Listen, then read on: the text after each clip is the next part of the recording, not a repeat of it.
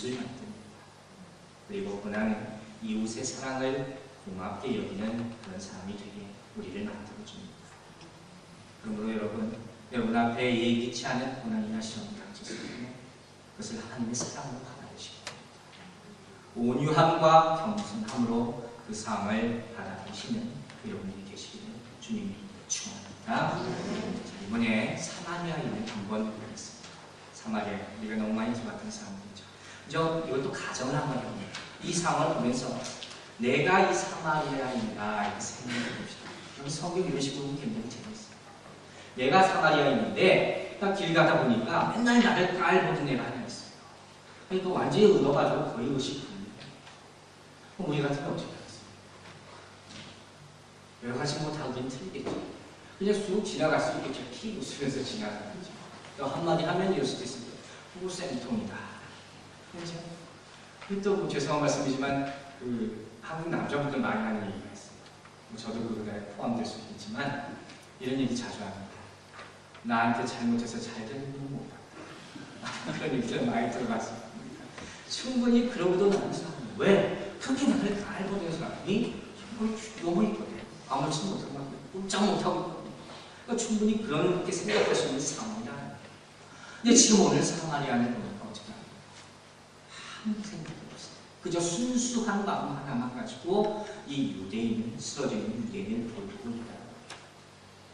그럼으로 말미암아 이 오만한 유대인의 이웃이 되기 시작합니다.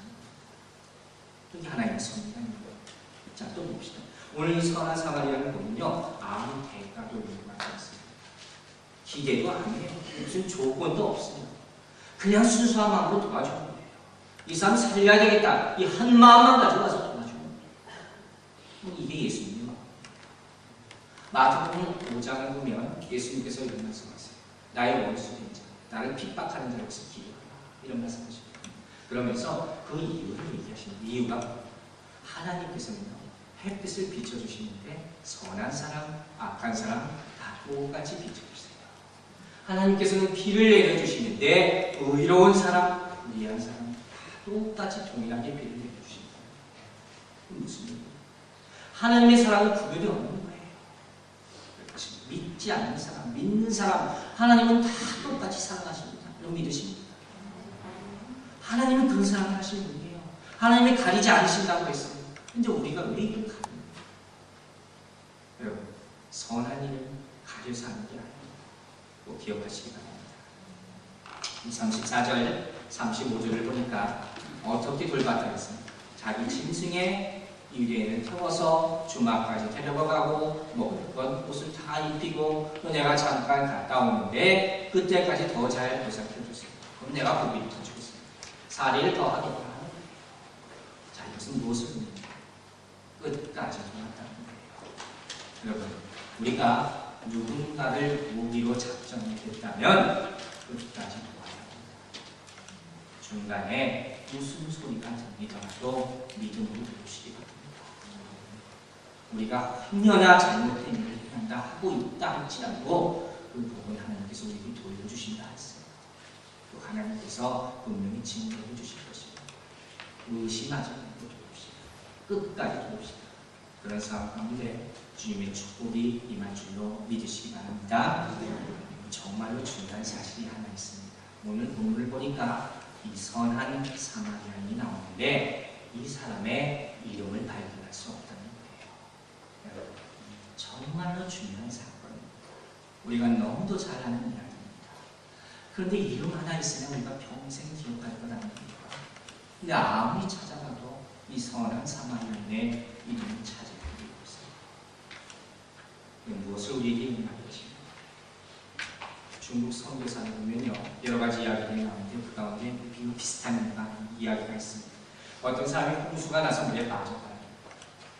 물에 빠져 있는데 막 호적되고 있을 때 누군가가 나타나서 밧줄을 담궈줘서 이 사람을 구출합니다. 근데 겨우 밧줄 붙잡고 물 밖으로 나오자마자 너무 고마운 마음에 당신 이름이 뭡니까? 이름이라도 한번 알게 해주세요. 이렇게 얘기했다. 이 구출해준 사람이 뭐라고 얘기했는지 아세요? 성경에 보면 선한 사마리아인 이야기가 있습니다. 근데 그 사람이 이름이 거기 있을 때가 없을 때 그리고 갔다는 겁니다. 여러분, 선한 일엔 이름이 없습니다. 꼭 기억하시는 여러분들 되시기 바랍니다. 자, 이와 같이 우리는 방금하는 유대인 그리고 그를 도운 사마리아인에 대해서 잠깐 알아봤어요. 그런데 사실 오늘 본문의 시작은 예수님과 율법사의 대화로부터 시작됩니다. 그 대화 가운데 예수님께서 이와 같은 이야기를 들려주신 것이에요. 그런데 오늘 보면 25절을 보면 이 스토리의 시작에 뭐라고 말하냐면 분명히 율법사가 예수님을 시험했다 했어요. 그 질문, 어떻게 하면 내가 영생을 얻을 수 있겠습니까? 자, 예수님께서 다시 반문하십니다. 당연히 네가 알고 있는 거 아니냐. 그저 율법자가 당연하게 또 자신 있게 대답합니다. 어떻게 하면 영생을 얻을 수 있다 했습니까? 하나님을 사랑하고 내 이웃을 내 몸같이 사랑하라. 율법에 적혀 있는 대로 분명히 얘기를 하는 거예요. 아무 문제가 없는 듯 하는 거예요. 그런데 예수님께서 그렇다면 왜 이 이야기를 꺼내십니까? 이 율법사의 문제는 과연 무엇이었냐? 결론적으로 말하자면 이 사람은 스스로 제한해 놓은 이웃만을 생각하려고 합니다.